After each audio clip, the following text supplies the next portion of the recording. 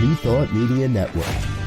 We are a global broadcast network of positive music, media, and entertainment, inspiring humanity's evolution along the journey of enlightenment and creating a world of love, peace, empowerment, and prosperity for all.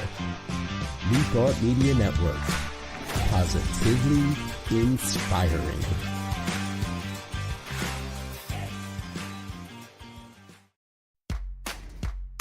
Welcome to Ministers Talking a weekly program where Rev BRZ and Rev Z and their guests chat about current affairs, world events, spiritual principles, and any old they want to talk about. Based on the New Thought philosophy and ancient wisdoms, Ministers Talking shares a visionary perspective of the evolving spiral called spiritual living. Join us each week as we explore the emerging paradigm of life on planet Earth and beyond.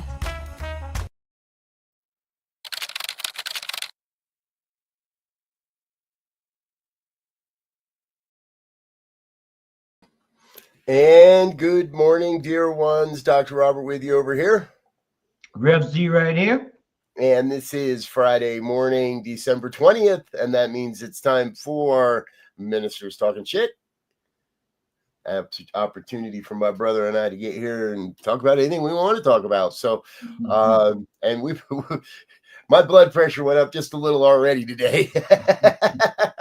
Since we've only been chatting. What happened? What happened?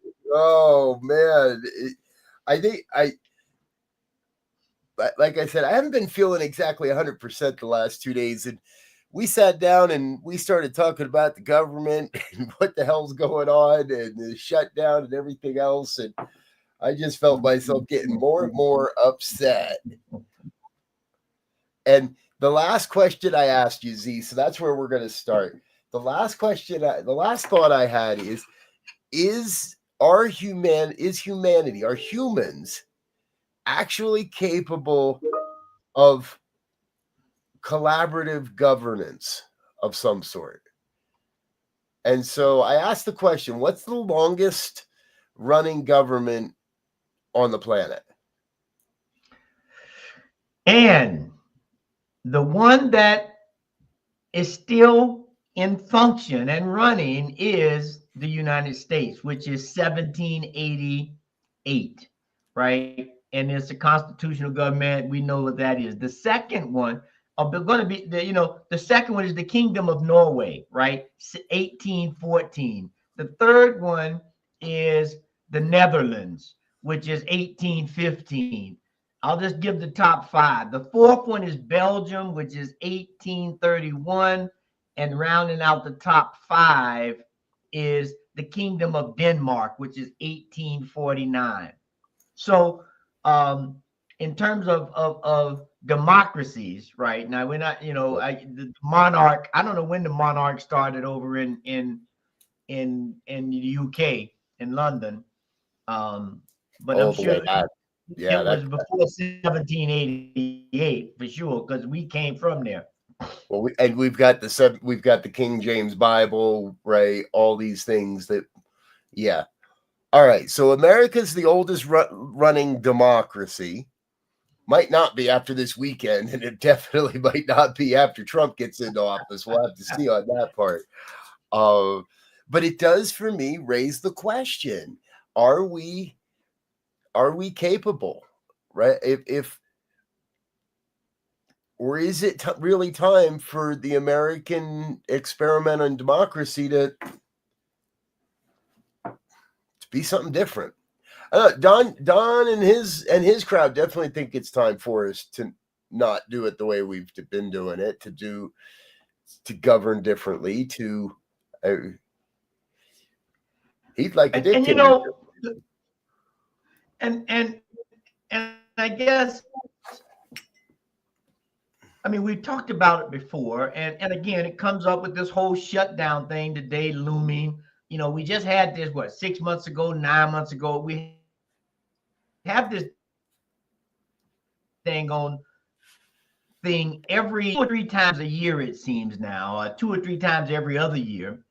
And it's like, why are we playing tiddlywinks with the American people? More importantly, the government officials that they're talking about cutting, right? If this, they're saying if they don't pass this, military folk won't get their holiday pay, so forth and so on. And it's like, my question is it not working? Or are we not working it to the best of its ability? Now, we know there's some stuff going on there with some of these amendments and the way they're written and so forth and so on. But that's the question to me. Are we working it in earnest with the honest integrity of trying to make it work like it was written to the, given its limitations, right? Right. It's a question. Yeah.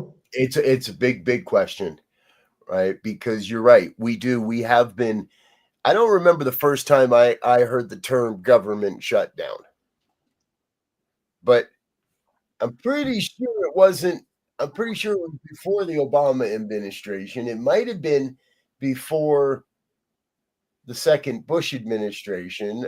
It might have been during the first, I don't remember when I first heard the term or the idea. But ultimately, since that time, we haven't done a damn thing other than kick the can down the road. Now, Donald Trump's out there doing his Texas two-step. Well, if it's going to happen, let it happen now. Well, it ain't our fault. Well, it's Biden's fault, not my fault. And even suggesting that we not have a debt limit. So how do you not have, like, at some point, I don't think it's our choice to have a debt limit, okay, it is our choice to say we don't want to go above this point, but sooner or later, China's going to say, no, we're not giving you any more money. And as a matter of fact, we'd like you to start paying us back some of what you owe us. And if you don't, well, we're going to foreclose on your military bases around the Pacific Ring.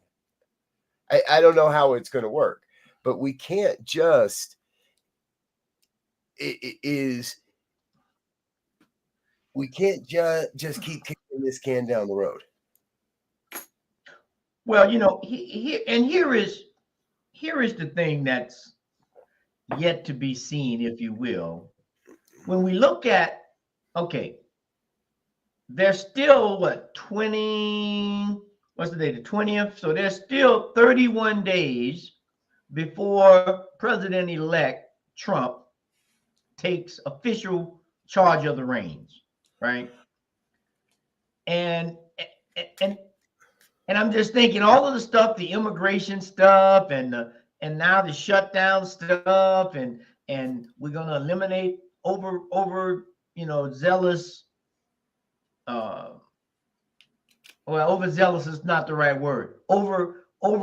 Overstocked federal workers by closing down things and shutting down education and this, that, and the other. Someone with a modem of curiosity would be saying, how can you do all that given the state of the stock market just went down 10 days in a row. It hasn't gone down 10 days in a row, and it dropped a couple thousand points in those 10 days in a very long time. Now, I made a little bounce yesterday. And so I'm just curious, are we the people going to wake up enough and get out of the drama of this and begin to pay attention to these things that really matter and either have a say or take part or something to prevent this guy from running amok?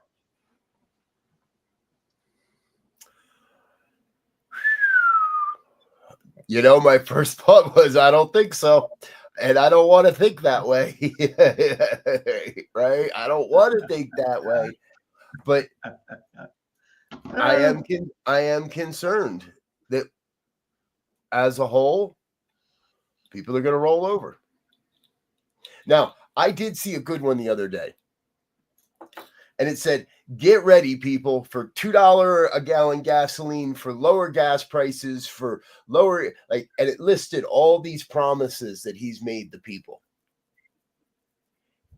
And come late January, 31 days, he's going to have the House, the Senate.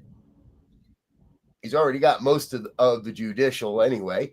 And he's going to have, he's going to have pretty much a free ticket legislatively to rewrite what's going on or how we're doing it. And regardless of who he's listening to, the people that are in those seats now listen to him. So he might not be president yet, but it doesn't mean Mike Johnson isn't listening to what he says. It doesn't mean that Marjorie Taylor Greene isn't paying attention to what he's saying. It isn't that he isn't making phone calls. I mean, hell, the guy went on an international tour before, like, went and started visiting people like he was the president. And the people that empower the president or deny the president are already acting like he is. And, whether it's Musk or Vivek or somebody else whose name we've never heard, he's going to enact his agenda. I do trust that there will be enough people in America to stand up against the places that are going to be human rights violations and everything else. And I don't think deportation is the answer. I don't think higher tariffs are the answer. I mean, Canada's already like, yeah, we're going to, you guys are screwed. Canada's already said, you guys are screwed if you think you're going to import higher tariffs on us. Right? So. And here's the deal. I think, President-elect is true to his natural tendencies to be a bully, right? And he often tries to be a gracious bully, if you will, right? He bullies you, but we open to talk, but at the same time, he's still pushing that bully button. Right. And it will be interesting to see. I mean, so far, like when he went to the opening of Notre Dame and all of the people that were there, I mean, President Biden didn't go, his wife went. And so it gave President-elect free reign to intermingle and talk, and I'll call you next week in somebody's ears, they shaking hand and hugging, to set this thing up, right? Yep. And it'll be interesting to see what these foreign policies are, to see how all his ambassadors get in place, and there's that. I'm thinking about some of the like he just named Herschel Walker the U.S. ambassador to Jamaica, I think it was one of the Caribbean countries. And I'm thinking about, I don't know if any of you seen the Netflix show, The Diplomat. You're black. You'll do good in Jamaica. You may have no tie to the island whatsoever. You may have no understanding of their culture whatsoever. You might be an elitist white black man, but screw it. You're black. We can send you to Jamaica. Like it seems so transparently terrible. Yeah. I mean, and I don't know, when I think about the thing we talked about before we got on, as we were prepping, the whole immigration issue, all of it, the dockers, the people who were born here, how they're going to select who to send back. And one of the things we talked about, and I was speaking with a friend the other day, that's eerily scary, especially for me coming out of the South, because I've seen it in action, is when they deport immigrants, or illegal immigrants, as they say, who are going to give up the workforce for these jobs in farms and slaughterhouses and all these so-called undesirable or hard-working jobs, Right. when they go, U.S. citizens, I mean, if they do take them, they're going to have to raise the wages, right?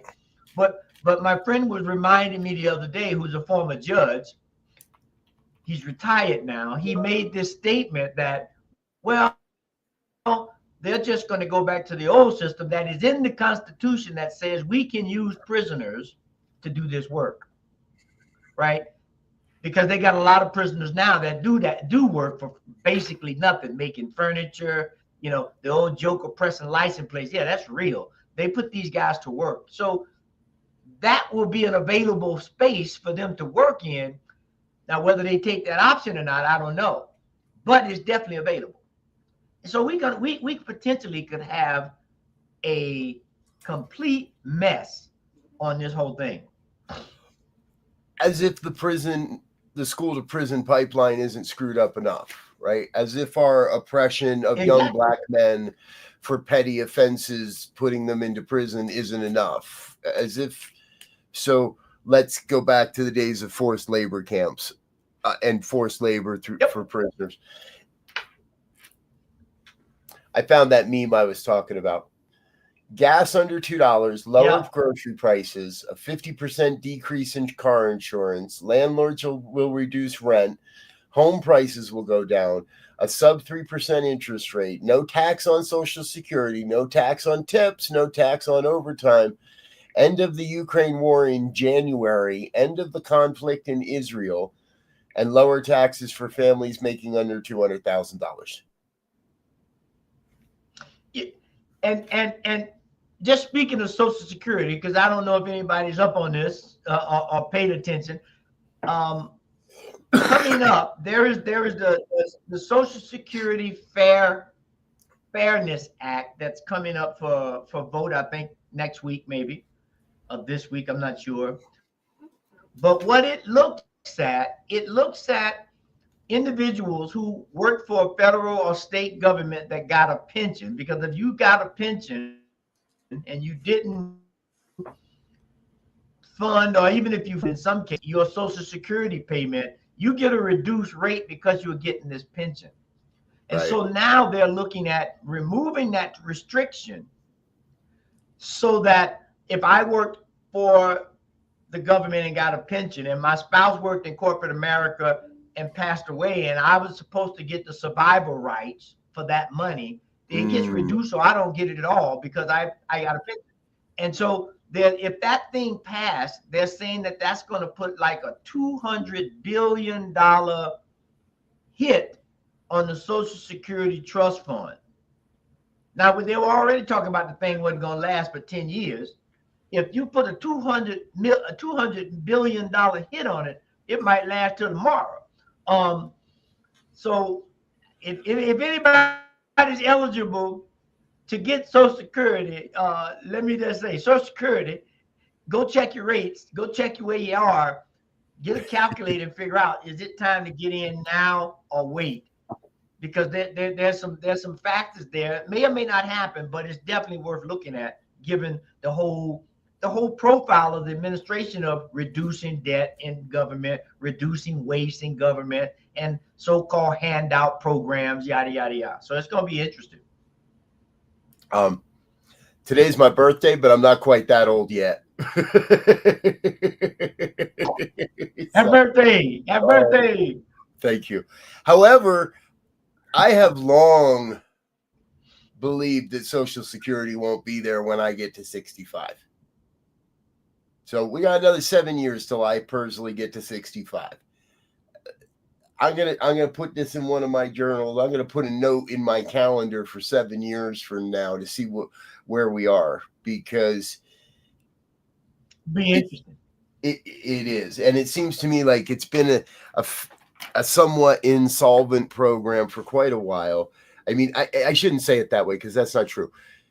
A lot of people put a lot of money into that, and a lot of politicians thought it was their money to play with. And that's by far not the truth of it. However, we are still dealing with. We're going to keep dealing with it. It's yeah. Why can't we all just? And so get along. Why can't we all just go back to Rodney King? Well, no. Why can't we all just get along with it? Yep. No, I was going to say, why can't we all play nice together? Okay. All right. I don't want to go back to Rodney King. No way. Right? I don't want to ever see that again. My brother, you keeping me honest. I love you. How soon we forget, right? How soon we forget. That was only 30 years ago. That was in the 90s. Yeah. I guess almost 40 now. Right. Folks, what do you think? Insane. Drop a comment. Should we shut down the government? Is that a way to keep Donald Trump out of office? Well, that would be an interesting thing. And I heard a rumble going through some political circles, if you will, that some people are now referring to Elon Musk as the co-president. Yeah. Right? Because part of this shutdown thing was supposedly something that Elon put in Trump's ear, and he, but these are the kinds of things that are going to start proliferating once they really get in office and take charge. And that, to me, that's the whole fear mongering, but from the Democrat and the liberal side. That is the fear mongering of the liberal media saying, "Oh, but we didn't vote for this guy," and da da da and da da da and da da da. And guess what, folks? You voted for Trump. If you voted for Trump, you gave him authority to put who he wants in those seats of power and in those places. And so, and if we know anything about Trump, he's not going to be upstaged by some guy from South Africa who's not pure white, who's like, he's not going to stand for that. He is using Elon like he uses everybody. If anything, he's just trying to get his hands on more Dogecoin is all he's doing. He's going to use that man and he's going to throw him away. However, Senator Rand Paul is now starting a murmur, if you will, that is calling to have Elon Musk replace Mike Johnson, the Speaker of the House. True. Yes. Because they don't like the way Speaker of the House was handling this shutdown. So to be continued. And I think you would have. It's one of those epic stories. I mean, we watched the whole debacle of 25 different votes to elect a speaker that only lasted a month, to elect another to get Mike Johnson in the seat and all that, right? I think that's an extremely uphill battle. And again, it was this is that fear mongering. This is Rand Paul saying, "Oh, well, let's just really screw it up and put these people in place," right? But I think you will see a major battle with something like that. I think there's too many career politicians that would not like the precedent that would be set by trying to push someone like Elon as Speaker of the House. They want that for themselves. They want to keep that in-house. So I don't know. Maybe the MAGA movement is strong enough. I see the MAGA movement as like this splinter within the Republican Party, and I have a sense that a lot of Republicans are not happy about what's going on either. But they're too afraid of their cushy job to lose their cushy jobs to say anything. But they will do what they can to protect their elitist seat. Mm-hmm. Mm-hmm. Well, I mean that I always go back to the statement from Malcolm X, Brother Haj Malik Shabazz, that says no one gives up power. You either inherit it or you take it. Nobody's walking around saying, look, let me just give you this power that I got. Right. And so these people that are in power, whether it's political power, monetary power, status power, no one is giving that up. Right. No one. And so therein lies if the challenge. How can we come up with some kind of system, egalitarian or whatever, where we share responsibility, we share rewards, we share the difficulties so that we grow together and we don't have this elitist privilege system that just preys on the less fortunate. Yeah.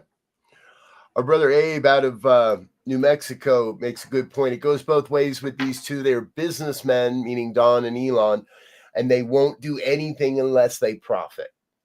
And that is, I think, part of it, right? We have gotten to the point where serving in government and serving in any government position at the state level, at the federal level, any government position, you get that job and you're set up pretty much for life. The House of Representatives is a 2-year job.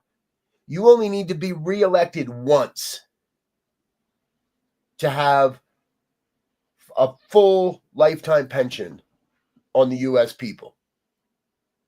So you could, like, where else can you go get a job for 3 or 4 years, blow it up, screw it up, and still end up with a lifetime payment? And so I think we have lost and that job pays. I mean, there's a lot of. I looked. It just so happened I looked that up the other day. They make $174,000 a year, and they're allowed to have a gig job, if you will, whatever that might be, to make additional $31,000 a year. So effectively, they can make, if they're doing some, I don't know if they're a lawyer or something. I don't know what. I didn't look at what category of work they could do to get that extra 31. And with expenses, they got expenses for like $3,000 a month for living expenses if they're in, for apartment or whatever in Washington. I mean, it gets to be, you get that for 3 or 4 years, right? And a lot of your expenses are paid. I mean, you stack $100,000 for 4 years. I mean, that's $500,000 right there.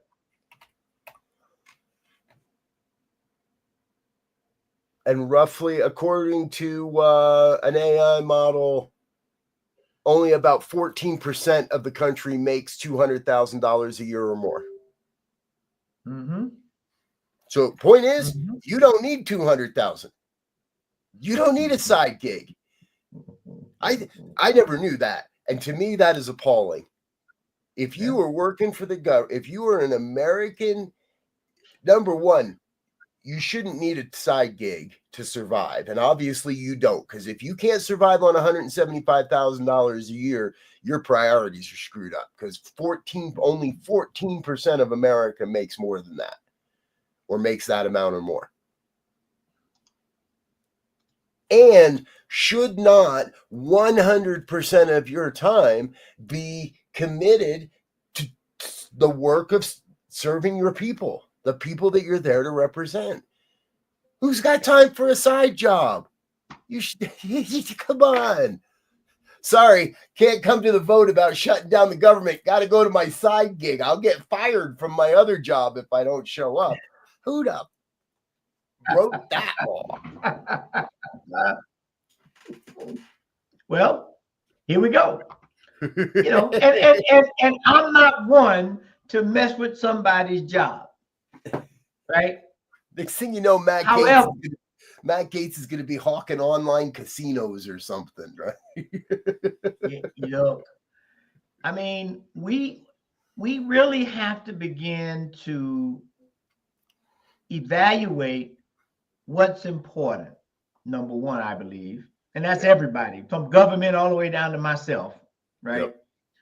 Yep. And just to be honest and transparent, we all have in our lives a certain amount of waste in terms of where we, Sure. Yep.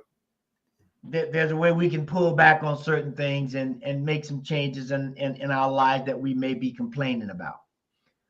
But the way to do that, I believe, or one of the best ways to do that, it's probably many different ways, but one of the best ways is for people to work together. Now, that was a setup for as I was telling Robert before, for this movie that's coming out today on Netflix, called what's it called? 6888, right? It's a movie about a female black regiment in World War II who are charged with distributing 17 million pieces of mail to soldiers in a war zone. You look at that, you think that's an impossible task. But 855 women, led by Major, I think her name was, what was her name? Charlotte Adams, I think it was. They were able to do this.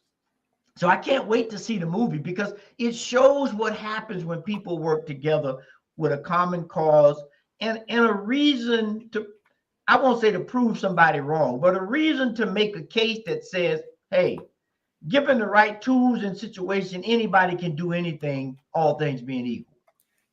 Right. And that's what we got. That's what we're going to be faced with in this country, I think, as we keep moving forward. You say a key word there, and I want to focus on that as we keep moving forward. Right. Be clear, folks. Those that watch this program know, and if this is your first time with us, welcome, and you'll get to know us. And I don't believe in just glossing over what's going on in our country and in our world. And we're not the type of media that's here to tell you all this horrible stuff and then tell you there's nothing we can do about it. Or we are here to continue moving forward. And part of moving forward, I think, is that we start to move, that we are, and perhaps this, I want to keep the possibility open that even though I personally despise the man, that Donald might open up some perspectives for some people of how we could do this differently. Because after almost 250 years, the Netherlands might become the longest running democracy real soon. And I don't want to see that happen. Yeah. And that means we are going to have to talk about things, and we are going to have to get up and go out in the streets. And it means we are going to have to rail against some of the things that are happening. And we are going to have to, Abe says, I struggle to trust any politician. I agree with you, brother. And we're going to have to work on that. We're going to have to work on mobilizing to elect politicians we can trust. And the midterms are not that far away. And it's not too soon to start looking at that. And we now live in a 24/7, 365 day a year election cycle. It never ends. They're always running. Everything they do and everything they say is based upon how do I keep my job and how do I get a better side gig, I guess. Or how do I set? So I was in a conversation the other day and somebody said, yeah, all we got to do is just take money out of politics. Like, I would love that idea, but that ain't going to happen because too many people make money. Too many people are making money. That's why I'm surprised we come to this government shutdown question. And maybe it's because the legislators don't actually lose their pay. It's the everyday people, right? Like our friend Linda, who mentioned a little earlier that she was a federal nurse through 2 different government shutdowns and was considered essential. So you get to keep working, but without pay. Get with that. But those senators and congressmen and women, they didn't miss any paychecks during those shutdowns. So I don't see how we could actually take money out of politics. But what if we find a way to make money work in politics? To put the money to work, to put things in place that say, guess what? If you're convicted of a sexual assault or a sexual offense while you're in office, you lose that $175,000 a year retirement and pension. And you have guys like Matt Gaetz thinking a little bit longer and a little bit harder before they snort a line and transport an underage girl across state lines for sexual purposes. You do something. I mean, if we get really radical and take these people to task where they will pay attention, their bank account, right? Okay, Elon, you want to do this? You say it's going to save us this much? At every 6-month period, we're going to evaluate that. And if we haven't, we're going to take the balance out of your personal account. You say you're going to save the government $2 million or whatever figure he comes up with. Great. Well, you got a chance. Here you go. A year later, you ain't done that? Good. We'll take that $2 million you said you were going to save us out of your pocket and put it right into the American taxpayers' bank accounts, meaning the government. Pay the government to have the government. Yeah. I mean, the interesting thing about all of this is, and the thing that we hope to stir up and create an interest and an active involvement is what is the spiritual, mystical, if you will, I'll even throw mystical approach to addressing these issues, right? And first and foremost, I think one of the key things that we have to remember as we make these decisions, as we discuss these decisions, is that life, all life, even rock life that you may think is not life, because when you take your vitamins, you're taking a bunch of minerals, some copper, some zinc, some iron. So if you don't think the so-called minerals or rocks aren't important, start eliminating them from your body. Start taking iron out of your body and see what happens, right? And so we have to begin to look at this from this spiritual higher perspective, this new thought perspective of everything is important. We understand the cycle of life. There's ups and downs. Things come into existence and they go out of existence. But the magic, if you will, that keeps the wheels turning is this interplay, this working together to make things work in an equitable, just way. And we can see by nature over many, many millennia, when that system gets out of pocket, catastrophic things happen. Right. Yes. And we don't want that to happen. And we can begin to shape this balance back into a way of being, where we look at these things and as they say, Kennedy said, why not fix them? Why not make it possible for every kid to get a great education and a good breakfast and lunch? Why not? Right. Why not? Exactly. Excuse me. And honestly, folks, it isn't all doom and gloom. I know it may look that way. For a lot of people, it looks that way.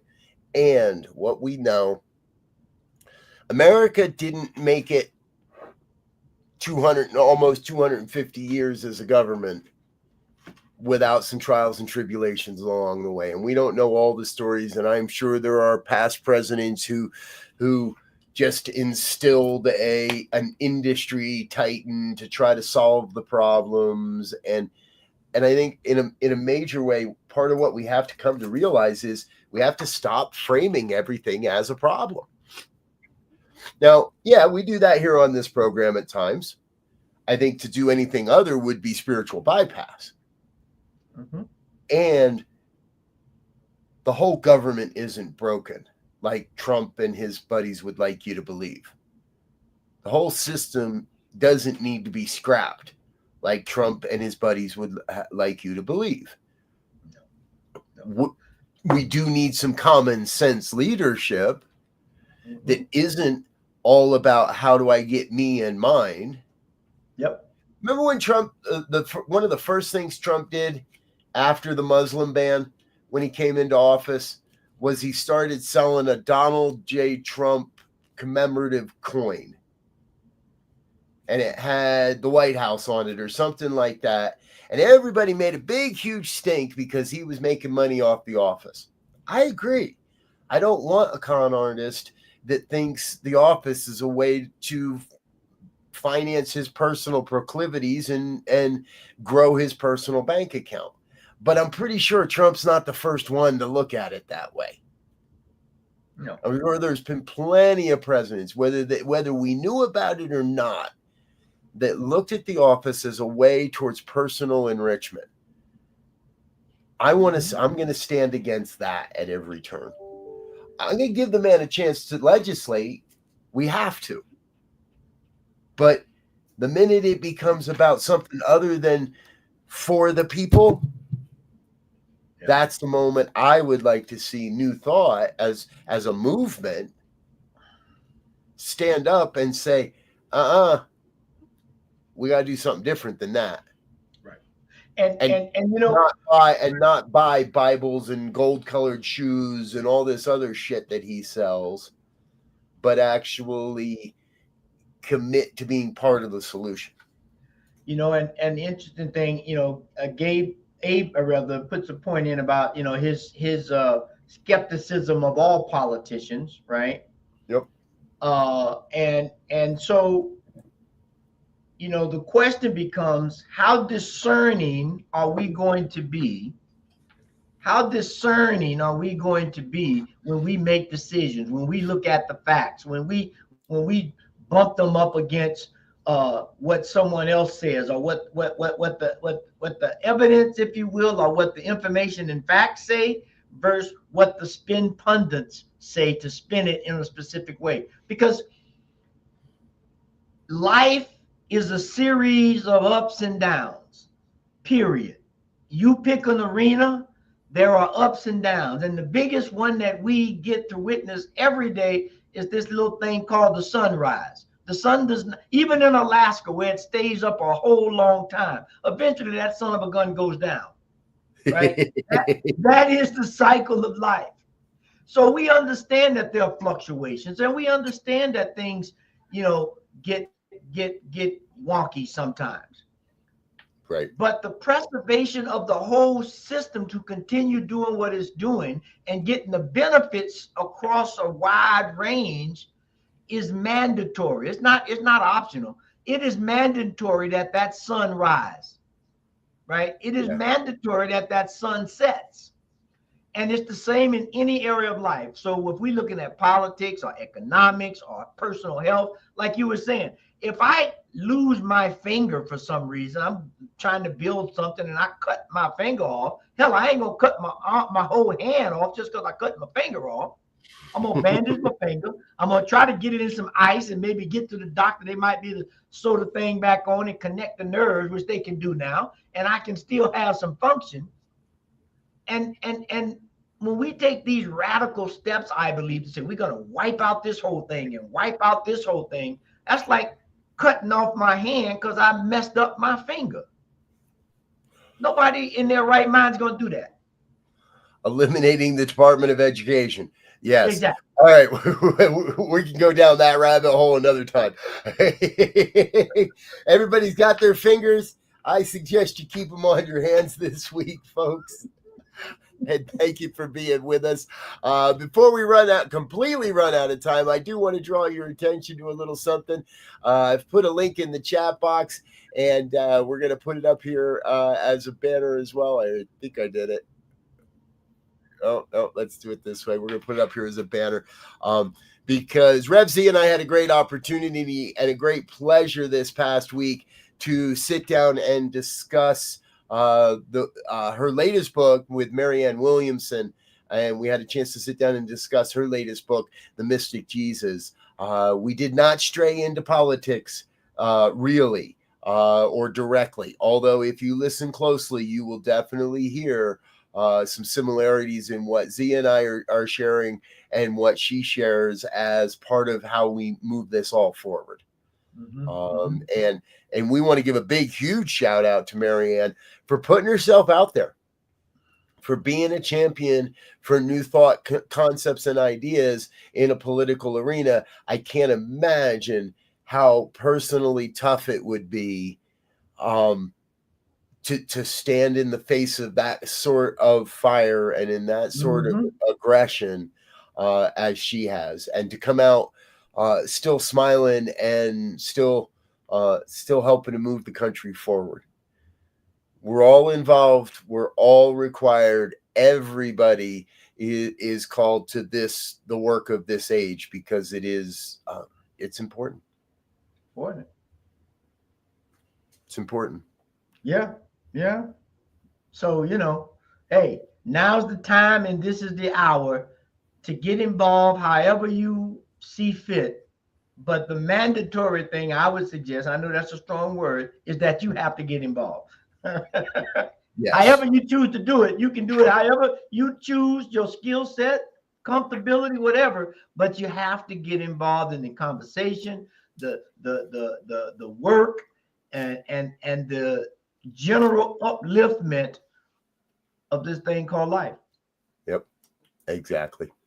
All right, folks, we're going to get out of here for now, let you get into the rest of your morning.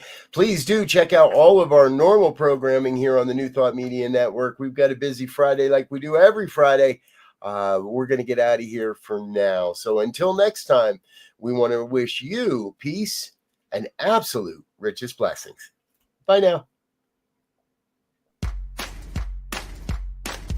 And thanks for listening to this week's episode of Ministers Talking.